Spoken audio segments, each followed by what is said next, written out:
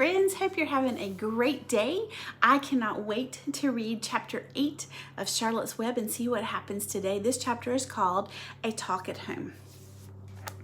On Sunday morning, Mr. and Mrs. Arable and Fern were sitting at breakfast in the kitchen. Avery had finished and was upstairs looking for his slingshot. "Did you know Uncle Homer's goslings hatched?" asked Fern. "How many?" asked Mr. Arable.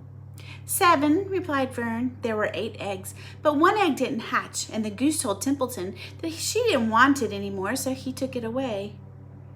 "The goose did what?" asked Mrs. Arable, gazing at her daughter with a queer, worried look. "She told Templeton she didn't want the egg anymore," repeated Fern. "Who was Templeton?" asked Mrs. Arable. "Oh, he's the rat," replied Fern. "None of us like him very much." "Who's us?" asked Mr. Arable. "Oh, everybody in the barn cellar. Wilbur and the sheep and the lambs and the goose and the gander and the goslings and Charlotte and me." "Charlotte?" said Mrs. Arable. "Who's Charlotte?" "She's Wilbur's best friend. She's terribly clever." "What does she look like?" asked Mrs. Arable. "Well," said Fern thoughtfully, "she has 8 legs. All spiders do, I guess." "Charlotte is a spider?" asked Fern's mother. Fern nodded. "A big gray one. She has a web across the top of Wilbur's doorway. She catches flies and sucks their blood. Wilbur adores her." "Does he really?" said Mrs. Arable rather vaguely. She was staring at Fern with a very worried expression on her face. "Oh, yes, Wilbur adores Charlotte," said Fern. "Do you know what Charlotte said when the goslings hatched?" "I haven't the faintest idea," said Mr. Arable. "Tell us."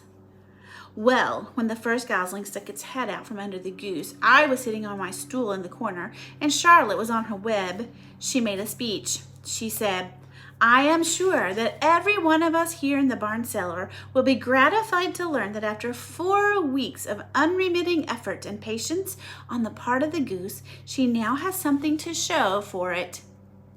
Don't you think that was a pleasant thing for her to say?"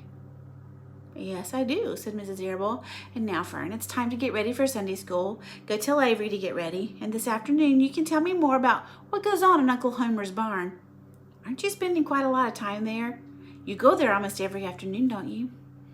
"I like it there," replied Fern. She wiped her mouth and ran upstairs. After she left the room, Mrs. Arable spoke in a low voice to her husband. "I'm worried about Fern," she said. "Did you hear the way she rambled on about the animals, pretending that they talk?" Mr. Arable chuckled. "Maybe they do talk," he said. "I've sometimes wondered. At any rate, don't worry about Fern. She's just got a lively imagination. Kids think they hear all sorts of things." "Just the same, I do worry about her," replied Mrs. Arable. "I think I shall ask Dr. Dorian about her the next time I see him. He loves Fern almost as much as we do, and I want him to know how queerly she's acting about that pig and everything. I don't think it's normal. You know perfectly well that animals don't talk." Mr. Arable grinned. "Maybe our ears aren't as sharp as Fern's," he said. What do you think he meant by that? Do you think really animals can talk? Do you think Fern really heard them talking? Something to think about. Have a great afternoon.